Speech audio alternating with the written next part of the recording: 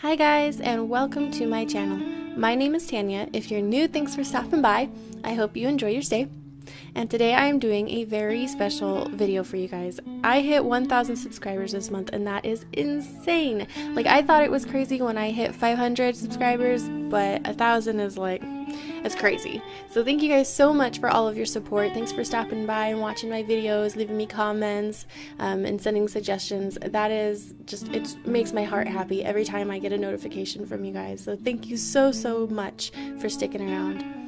I thought it would be fun to do kind of like a chatty color with me, kind of tell you guys a little bit about myself so you kind of get to know who I am besides the person behind, the color pencil. So let's get started.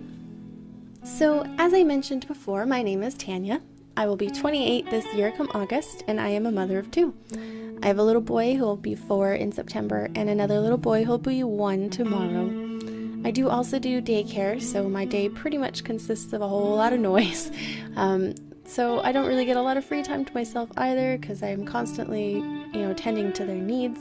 So that's actually why I like to color. It is my free time. It is something that I do for myself to kind of spend time alone in my own headspace and not be distracted by everything else that all the other kids have got going on. So I really like it. It's a good way for me to zone out after a long day and de-stress and kind of just do my own thing for a little while.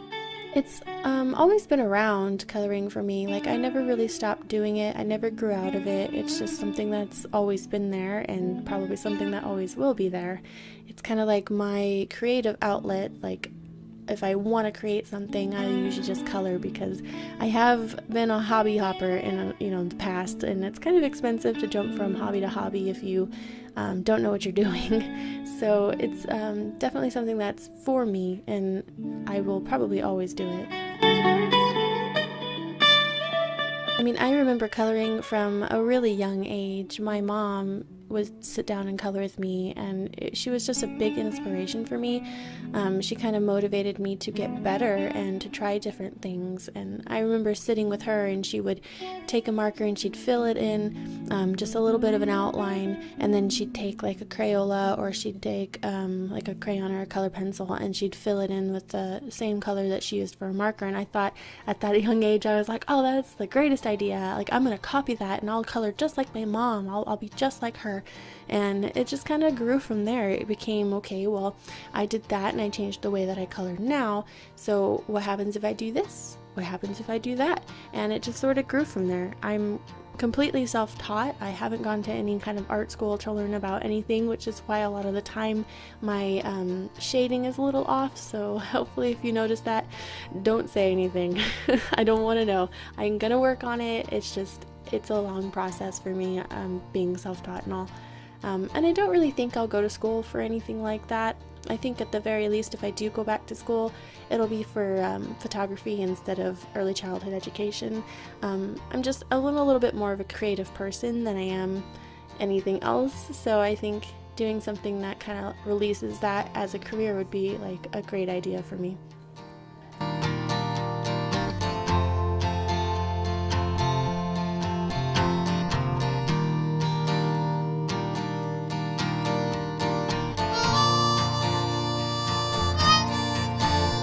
So I have gotten a lot of questions and comments regarding why I choose to use 2 different brands, which is ironic because this video is really only focusing on Polychromos, because I did one with Prismacolor, and I thought it was only fair that I do one with the Polychromos as well for those of you guys that only have those.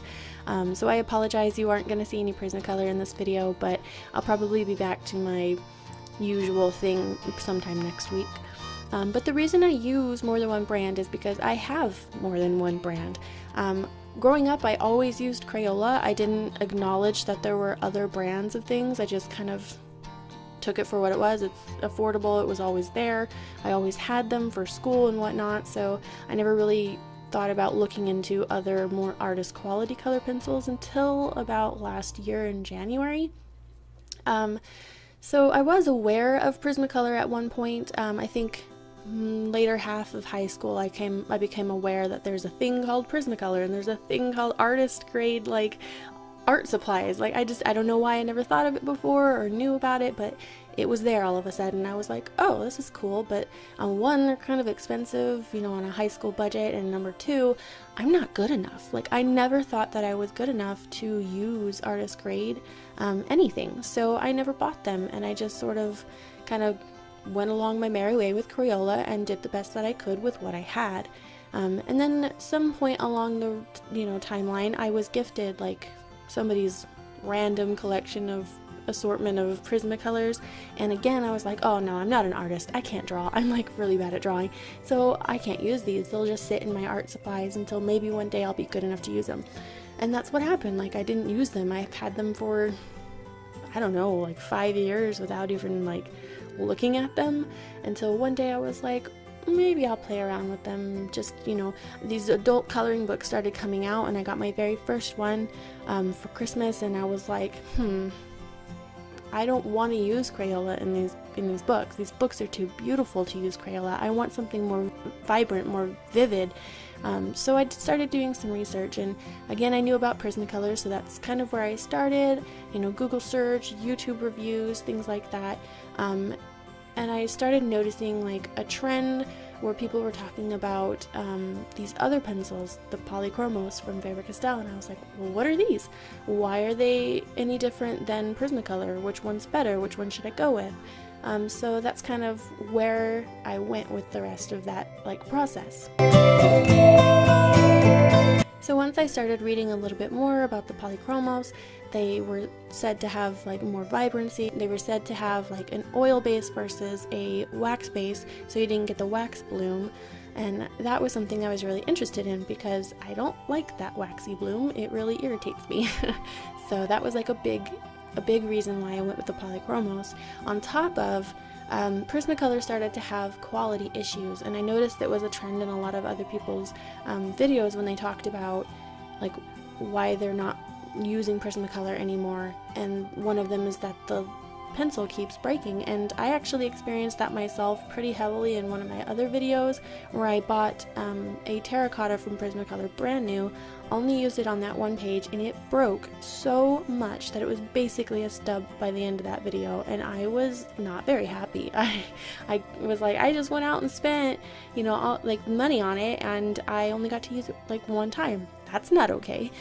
Polychromos have like glue, I guess, in the center that kind of keeps their core glued to the wood of the pencil, so it keeps it in place, it doesn't break as much. And that was a big contender for me because I was thinking, you know, if I'm going to be spending all this money on a kit, on like a palette, I don't want them to break. I don't want to waste my money on something that's just going to keep breaking. So ultimately I went with Polychromos because they had more pros than cons versus Prismacolor. So like I mentioned before, I did have some Prismacolor, and they were gifted to me, like I said, so they were like random colors. And with the set of Polychromos that I got, I only have, I believe, 60, which sounds like a lot, and it is a lot, but there are a lot of yellows in it, and I like to use a little bit more of the greens and the browns. So I felt limited with only having 60 colors, especially because coming from, you know, Crayola where you have like 120 for like $14, it was like, ooh, now I really have to like try hard to blend my colors and make them look nice together. So that's when I decided to break out my Prismacolors and give them a try and see how well they blended together with the Polychromos, and just kind of take an inventory of the colors that I had and the colors that I use or want to use most often. So wherever I needed another color, I would choose the Prismacolor simply because I didn't have it in the Polychromos, or I would go out and I would get it, because although Polychromos, in my opinion, is better than Prismacolor, Prismacolor is widely available. You can go to Hobby Lobby, you can go to Michael's, I believe even Walmart has them now, Barnes & Noble. Like, you can go pretty much anywhere and find a packet of Prismacolor, which you can't say the same for Faber-Castell. You can either order them online, or you can go to, like for me, like my local store that has them is Dick Blick, but that particular store actually only carries the 60 colors that I already have, so I can't enlarge my collection. I can revamp it and I can get new pencils in the same colors that I already have, but I can't get new colors unless I order them online. And sometimes it's on a whim that I decide to use a color I don't have, so I don't always know what I'm going to order, which is kind of why I haven't ordered any, but I really need to get around to doing that. So wide availability for Prismacolor is why I started to use them with my color pencils. On top of that, if you guys have watched me for a while, you have seen me do a whole page in just Crayola, and that is because I want to show people that you don't have to go out and spend, like $180 on a palette of professional grade color pencils, that you can still create really pretty pages with your basic color pencils. So if you don't want to make this like your hobby for life, and you don't want to go out and spend that money, you don't have to. You can still make really pretty pages with student grade color pencils, and that's totally fine. So I wanted to show people that that was possible. And I also use more than one kind of brand because I don't want to be wasteful. Like if I buy a color pencil brand and I don't like it, which I have, I'll still use it until that color pencil's gone, because I don't want to waste it. I have it, I might as well use it, and then once it's gone, and I'll never buy it again.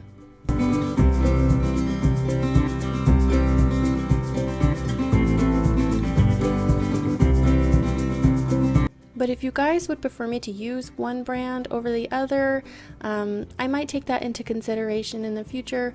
But right now I'll kind of just continue doing what I'm doing. I may do videos like this from time to time where I feature one brand over the other. Maybe every other month or so I'll do a Prismacolor only video and a Faber-Castell only video. Just, for fun, to challenge myself.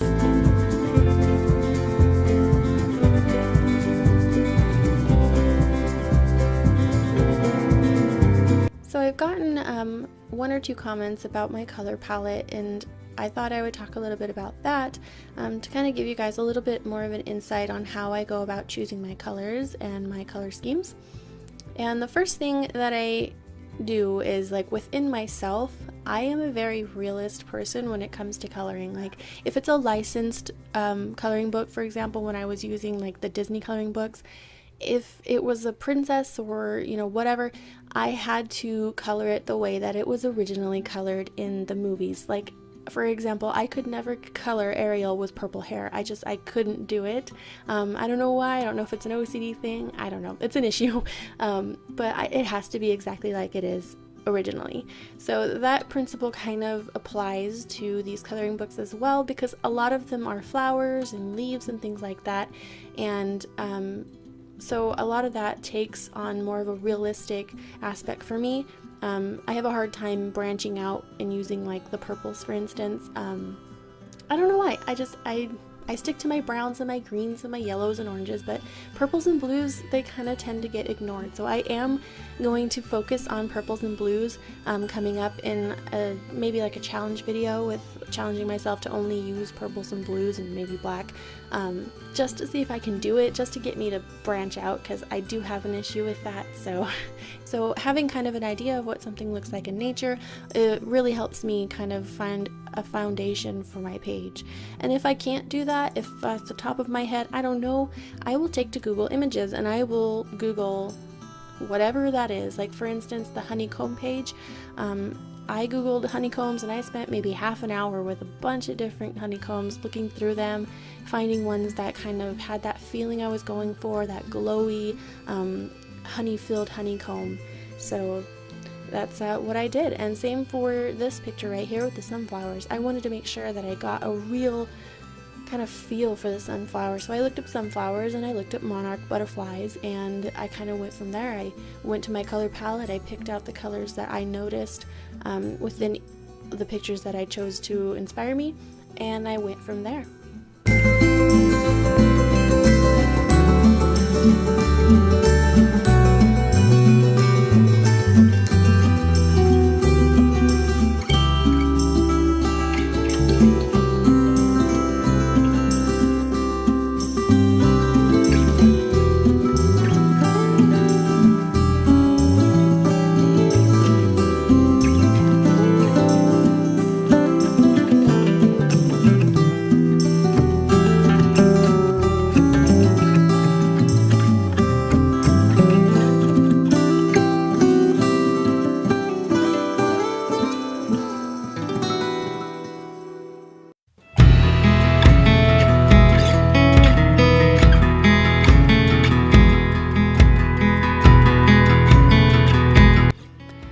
other place that I get a lot of my color schemes and color palettes from are actually my intuition, which I kind of touched on a little bit about looking at a page and noticing what time of year the page is, or just getting this gut feeling that this page needs to be certain colors.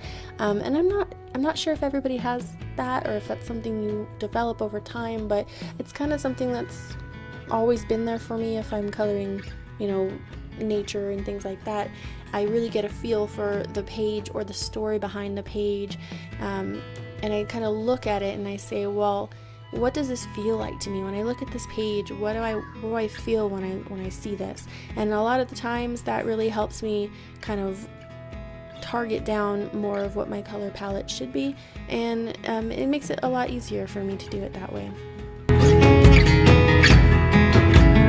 I also like to have like commonly used groupings of colors, and if you've watched me for a while, you may notice kind of like an aesthetic, a theme, kind of amongst my videos. I use a lot of like natural tones, a lot of muted colors, and every once in a while I will do more of like a bright, vibrant page, kind of like this one, but I do really tend to kind of go more towards like the beige colors, the lighter pinks, the natural nudie colors, and that's just who I am. That's just kind of, I guess, my aesthetic, and that's something you develop over time, personally through your own coloring journey.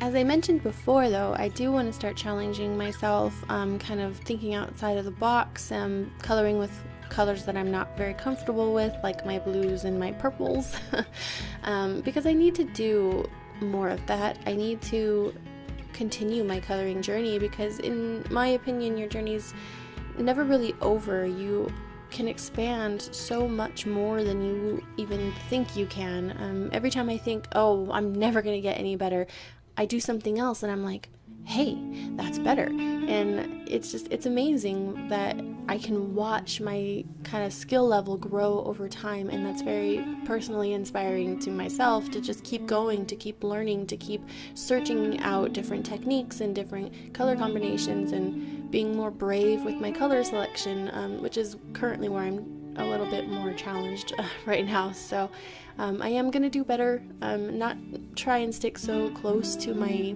usual collection of colors, and then maybe I'll surprise myself and I'll develop something else, and that'll be really awesome in my opinion. I do want to try a page or two in more of like a psychedelic or surreal sort of art technique, I guess. In Mythomorphia, there's a page that I'm so torn on. I wish I had 2 books of it, but it's the double page spread with the gnomes, so if you have the book, you know which page I'm talking about. And I can go 2 ways with that. I can go to my typical, you know, comfort zone with my colors and just pick the typical ones that I would use and be very happy with that page. In my heart, that's what I want to do. But because I need to push myself more and be more adventurous with my color palette, I also think it would be fun to do like a psychedelic and, sorry for this, but shrooms sort of feel to it. And I've never done shrooms before, but I can Google a couple pictures and you get the idea. I want to do it that way, but I also want to do it in my normal way. So I'm really struggling with that. So if you guys have any suggestions and you want to see one over the other, let me know in the comments down below to help me decide what to do, and I won't feel so bad if I pick the wrong one.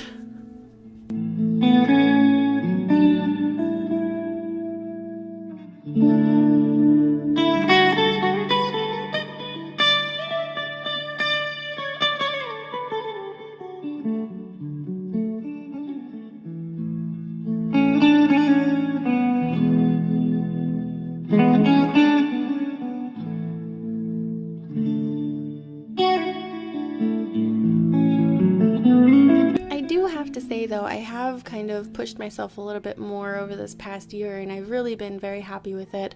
I used to have an issue with mixed media. I don't know why. I just always never really liked blending different things together, and through watching other people do these coloring videos and seeing how it can possibly turn out, I've tried to kind of incorporate that, and I'm struggling a little bit with it here and there, but over time I'm liking what is coming of it. And one of my favorite things to do is use gold inside of my like borders and things like that, mostly to kind of mimic a lot of the covers. A lot of these adult coloring books have like this beige cover or this cream cover with like gold accents, and I kind of want to mimic that inside of the books.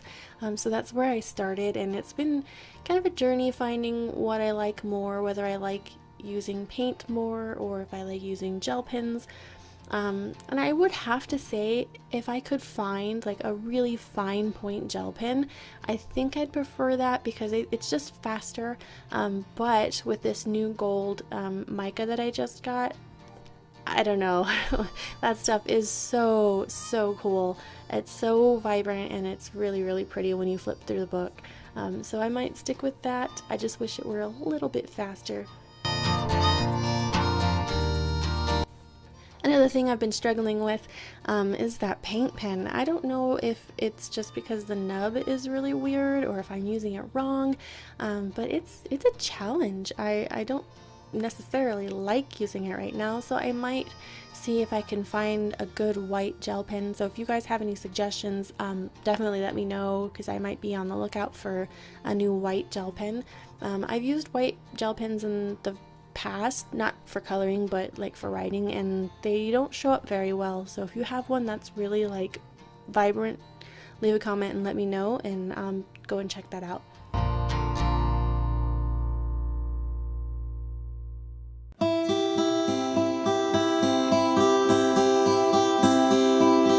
Something that I haven't really done in a little while is actually used watercolors to fill in my backgrounds. A lot of the time recently I've been using either pastel, which I love, it's just super quick and easy, or I've just been coloring it in with my color pencils, which sometimes I have an issue with just because I don't want to waste the color pencil, and sometimes I feel like a large background like that can do that, so sometimes I have a little issue with doing it, but I do it anyway because it needs a background.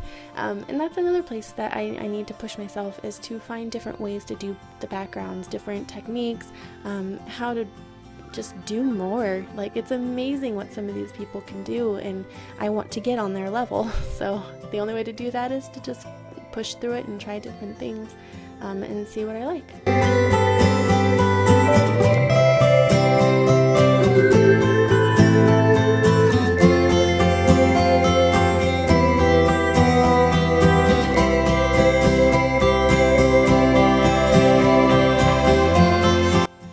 Finding lately that my lighting is hit or miss. Some days I feel like it's really good, and some days I feel like it's either too dark or too bright, and I'm not 100% sure how to fix that. I did just get a new desk lamp. My mom got that for me, and it's been working really well, but I need to find a good way to sort of incorporate all the light in the right exposure without being overexposed or underexposed.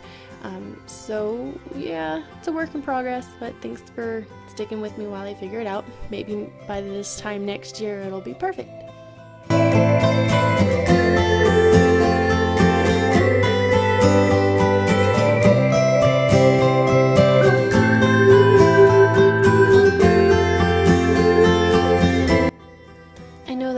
You guys really would like me to do real-time videos, and honestly I would love to do those for you guys, but if you saw how long it takes me to do these pages, you probably would not ask that. It takes me a long time, and I want to blame it on the children, but I think it's just me. Like, I think I take my time a little bit more than I should. Sometimes I add more layers than really is needed, and partly that's just because I enjoy the process and I get carried away sometimes and I sort of forget I'm filming. But yeah, it's just, it takes me a while sometimes, especially depending on the page. If it's a little more in-depth, a little more detailed, it definitely takes me a longer time. Those double page spreads are a doozy, let me tell you. And I know you guys can probably understand since you color at home as well, but I have a lot of distractions and a lot of like things that I have to stop and start, which can get a little frustrating when all I want to do is just sit and color, but that's life.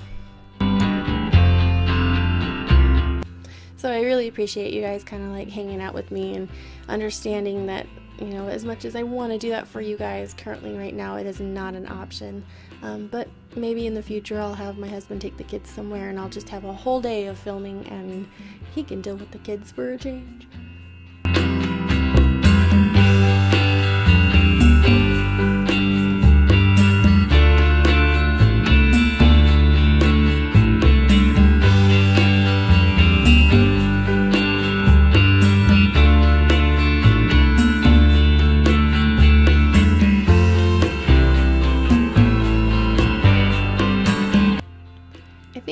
My favorite part of filming these videos for you guys is like the process.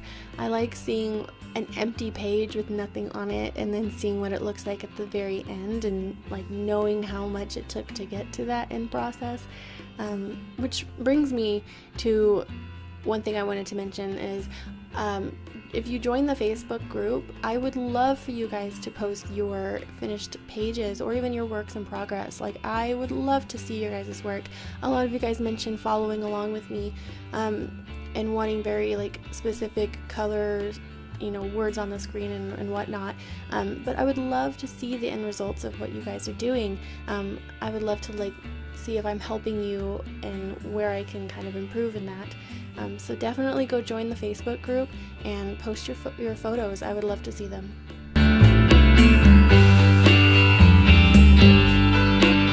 I'm also trying to get a little bit better at Instagram. I don't know, I always forget to take pictures, and there's really not a lot to take that's relevant, I guess, for that particular you know, account. It's not like, you know, I'm taking pictures of my kids. That's easy to do, but taking pictures of things that pertain to my channel, not so easy. There's not a lot to go about it without giving too much away, because I do want you guys to watch the video and I don't want to spoil anything for you. So if it's a page you're not interested in, then darn.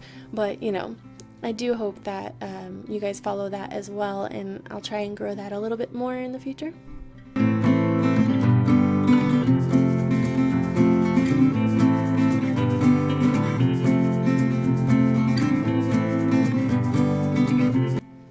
I never thought that like social media would be so time consuming or so like in depth. I mean, it's crazy to think that people have, people meaning, you know, YouTubers and such, have things like Twitter and Facebook and Instagram and what's that, Snapchat.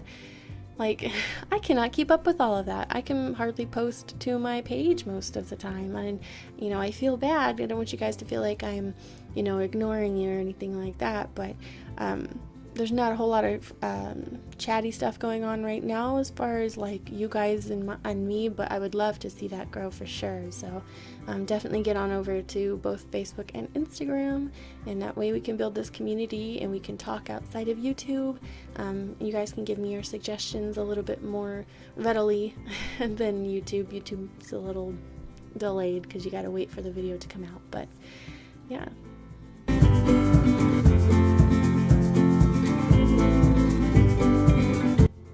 I hope I did the monarch butterfly justice. It's so pretty, and looking at all of the photos that I found online, I really wanted to give it like a real feeling. I feel like it went a little flat, but you win some, you lose some.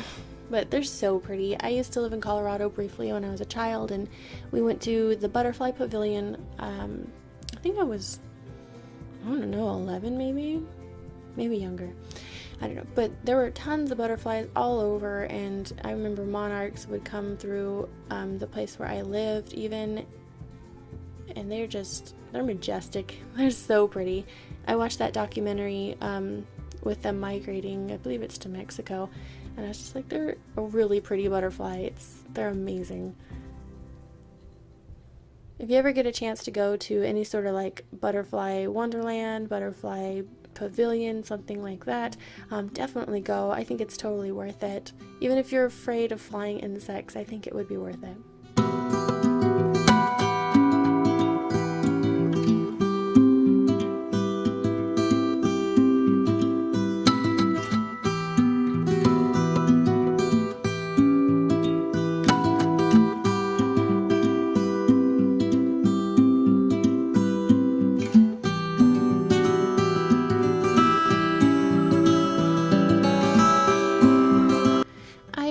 that you guys have gotten to know a little bit more about me, about why I choose the colors I choose, why I do the things I do, and I hope it kind of sheds some light on the coloring process that I have.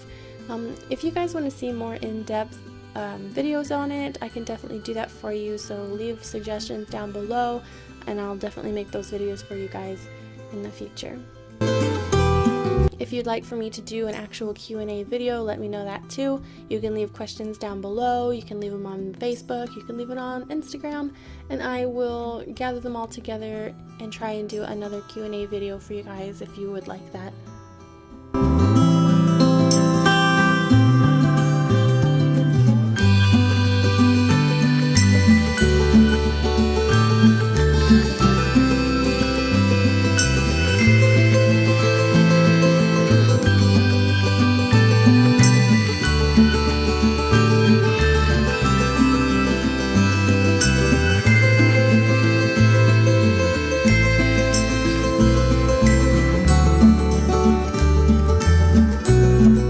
Once again, thank you guys so much for 1,000. That is just so amazing. Oh, I can't even, like, I don't want to say when I reach my next goal, but hopefully that will happen. But I probably won't make another one of these videos, milestone videos, for a little while, until I'm not really sure, either 2,000 probably.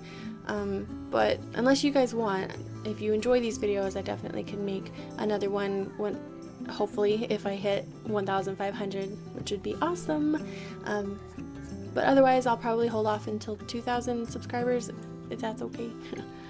But please don't think I don't appreciate it, because I totally do appreciate it. It's just I'm not very creative when it comes to videos other than just coloring for you guys, so I don't know if I can come up with something else for that.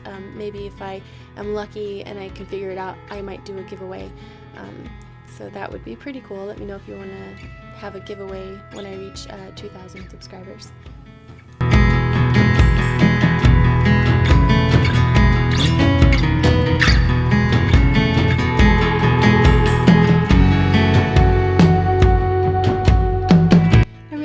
To get something else other than my finger to spread these around. I found some makeup applicators that I could probably use, but I didn't go get them because I was lazy. Maybe in the future.